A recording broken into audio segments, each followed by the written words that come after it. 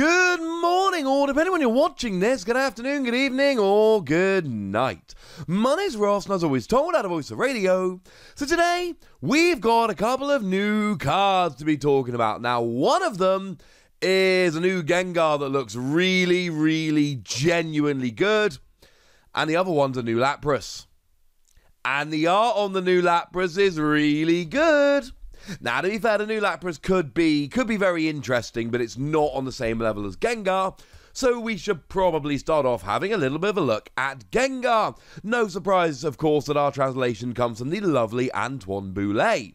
So what we've got here is a Stage 2 Pokemon with 130 HP, which is what we're looking for from a basic or a Stage 1. 130 HP is gosh darned terrible. Having said that, the one in Sword and Shield only actually had 110, so Gengar always has low HP. Gengar has never been a high HP Stage 2.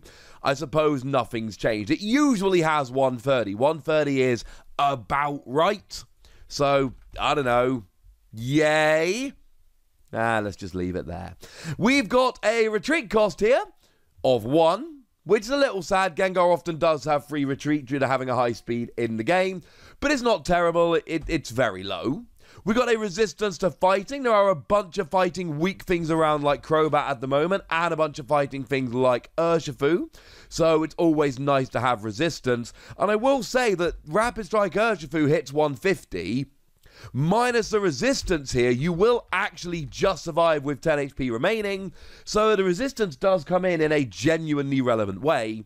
And weakness to darkness, it's fine. You've got low HP, Spiritomb is rotating out, Eternatus is getting a whole lot worse. If anybody actually attacks with Crobat, you're in trouble, but I don't think many people are going to be attacking with Crobat, so I think you're going to be fine. Being a Psychic-type Pokemon does mean you have access to Horror Energy, but you're almost certainly not going to want to use it here. And it means you are hitting weakness against stuff like Mewtwo and Mew pre-rotation and Urshifu, and frankly, it's not a bad time to be a Psychic-type. What does it do? Well, it's actually got a really nice ability here, and the ability says, when this Pokemon is knocked out by damage from an opponent's attack, search your deck for any 2 cards and put them into your hand. Yes. Absolutely yes. I love this ability. I think this ability is great.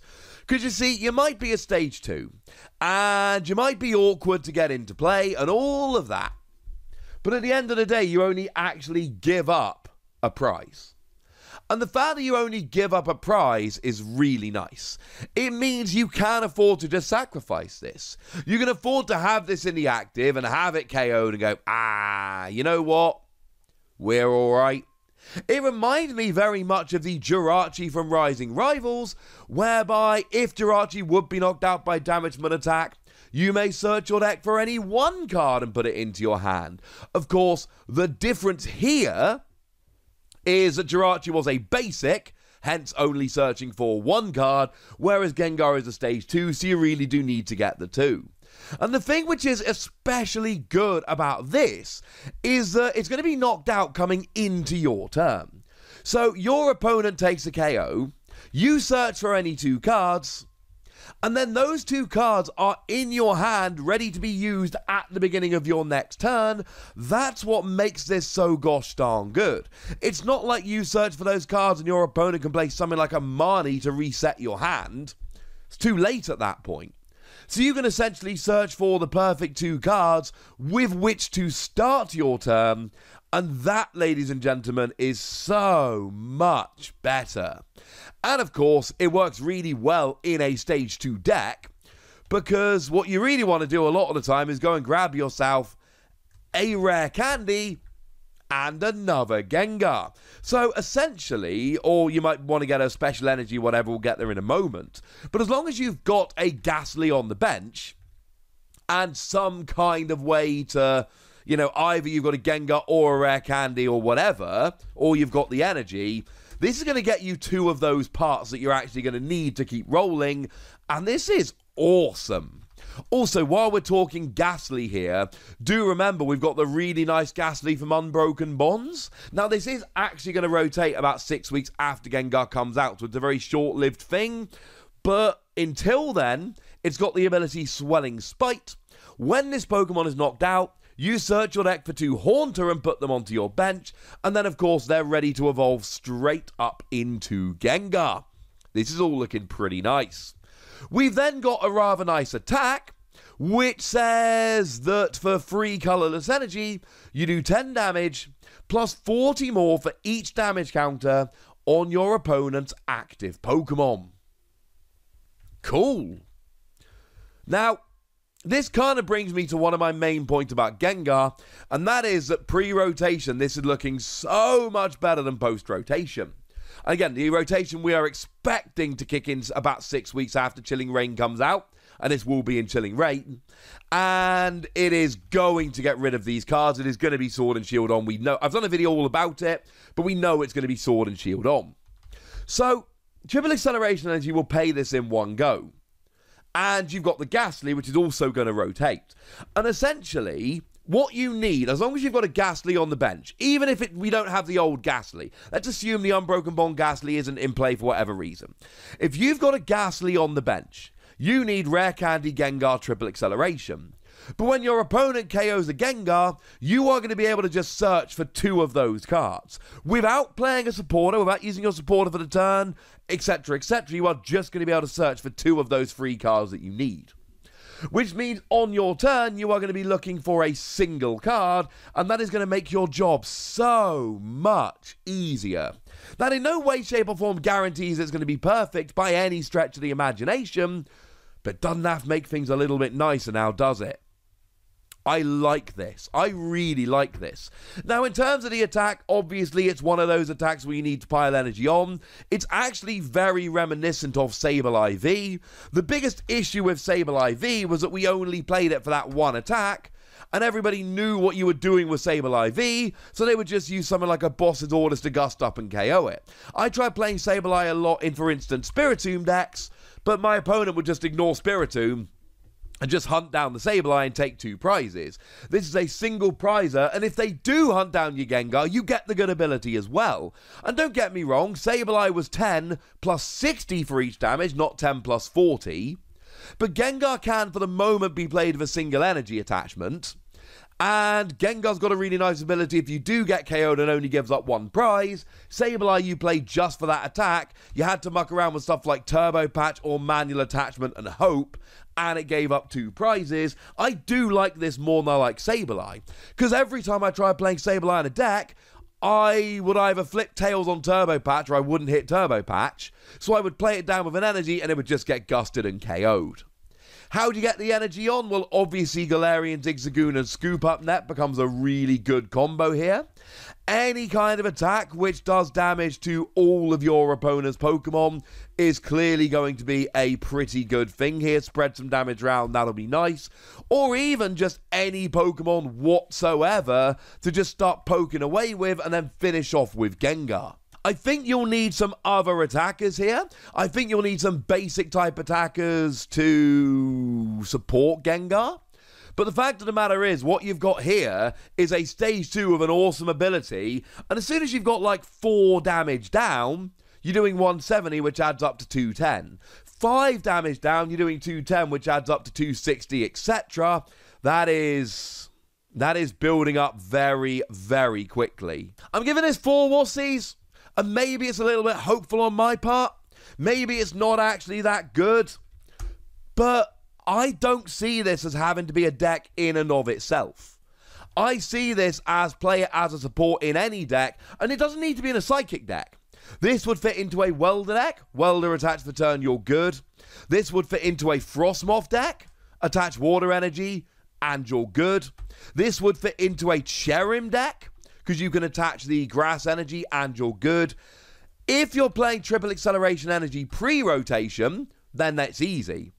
But even post-rotation, any deck with energy acceleration that can make space here, you've got a great ability, you've got a really nice finishing attack, and it works with energy acceleration. Sure, pre-rotation I want to have ghastly and triple acceleration energy, but this will work post-rotation in any deck with energy acceleration that can make the room, and you can play this in any deck as long as you've got room for a stage 2 line. You can combo this with anything, and that is something I think you need to bear in mind. Now, as for the Lapras, I'm afraid what I've got to say about this is not quite as kind, maybe, is a way to put it. Now, the artwork here is absolutely flat out over the top phenomenal. You've got Melanie there in the background. That is not a coincidence. Stats-wise, it's fine. 110 is alright. It's a bit low. We really want 130, but 110 is fine. Retreat cost to 1 is quite low, and weakness to metal is honestly fine, because the only metal Pokemon we play are stuff like Zacian to get automatic one-hit KOs anyway. So I wouldn't worry about that. Being a water Pokemon means you got Frostmoth to accelerate energy, which is quite nice. It means you're hitting weakness on stuff like Centiskorch, which is quite nice. There are advantages. The problem comes in with the attacks here. Now, the better among them, and that is very much a relative term here, is the first attack that for 1 colorless energy, search your deck for up to 2 Melanie cards, reveal them, and put them into your hand. And that's alright. Now, Melanie, I and a lot of other people have equated this to Welder. It's not exactly Welder. Instead of attaching 2 fire energy from your hand, you attach 1 water energy from your discard, and then draw 3 cards. It's a very, very similar card. It is a slightly weaker version of Welder, but it is very much a water version of Welder. And I like this. This is nice.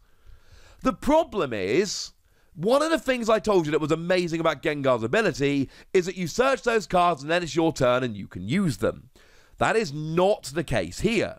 You search out the 2 Melanie, using your attack for the turn, your only attack for the turn, and then it's your opponent's turn. And you cross your fingers. Because if they play a Marnie, you're kind of in trouble. Because you've used your attack for nothing. And that's my biggest issue with any attack like this. I am getting cards to use in the future, and I'm giving my opponent an entire turn to make sure that I do, in fact, not have those cards for use in the future. And I'm sorry, ladies and gentlemen, I'm not a huge fan of cards like that and attacks like that. If you're playing a Melanie-focused deck, and I think there's a bunch of people that are going to, it's a really good supporter, and it's turn 1, you're going second, this may well be the best attack you've got. If you are in an evolution deck and you need a turn or 2 to evolve your Pokemon, I can absolutely see the benefit of searching out Melanie, but even in those games, even in the best case scenario games, you are still going to be sat there crossing your finger, hoping that your opponent doesn't drop a Marnie, and if they do, you're going to be extremely sad. Now, there is a second attack here as well. 2 energy, 50 damage, plus sleep. And again, this isn't terrible. Now, I'm not loving the 2 energy, but it's a basic Pokemon. It can use Turbo Patch. It's a water Pokemon. It can use Frostmoth.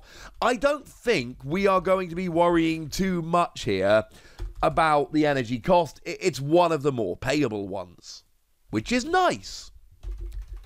The problem here is that 50 damage just isn't very much. Something like a Volcanion will survive this attack. And okay, fine, you get sleep as well, but if I'm doing a little bit of damage plus sleep, I want one of those 50 million Pokemon that do it for a single energy. I don't want to pay 2 energy. Yeah, fine, pre-rotation, we've still got Slumbering Forest, which will make your opponent have to flip 2 coins in order to wake up from sleep, and that's fine, but you're still only doing 50 damage, which means your opponent is going to have to take a lot of turns without waking up in order for this to really add up. And bearing in mind, even pre-rotation when Slumbering Forest is out, most decks are playing a bunch of switching cards right now, so how often is it really going to stick? Sometimes it will. Sometimes it absolutely will, and if you can make the sleep stick for turn after turn, you can ping away with 50 damage, buy yourself some time to set up, it's going to be lovely. but how often is that really going to work? And for that reason, I'm going to have to give Lapras between 2 and 3 Wassies. We don't give half Wassies. That would be barbaric. I don't think it's an out-and-out terrible garbage card, but I do look at it and go, who's playing this and when? I look at this with a little bit of disbelief because I don't see when and how this is going to see a huge amount of play. I don't expect this to be popping up in a whole bunch of decks. I just don't think it's on the cards, literally or figuratively. I think it's fine. And I think especially, if you're playing in a pre-release and you've got this and a couple copies of Melanie, and you can actually make sure you grab your Melanie early enough to actually take advantage of them, yes! Let's do this. But the reality here is, I just don't think it's going to be quite good enough. I'd like to be wrong, but I think it's going to end up being underwhelming. But I'd like to know what you think. So let me know in the comment section, would ya? Go nuts! Be nice! And then make sure you like this video, subscribe to this channel, follow me on Twitter at @TheWassy, and Twitch for some live action at twitch.tv/PTCG Radio. If you want to support the channel, get some bonus podcasts and all that good stuff, head on over to patreon.com/PTCG Radio, where you can do exactly that. But by far the most important thing as always, look after yourselves till next time, would ya? Thank you very much for watching. My name's Ross, and you've been watching PTCG Radio.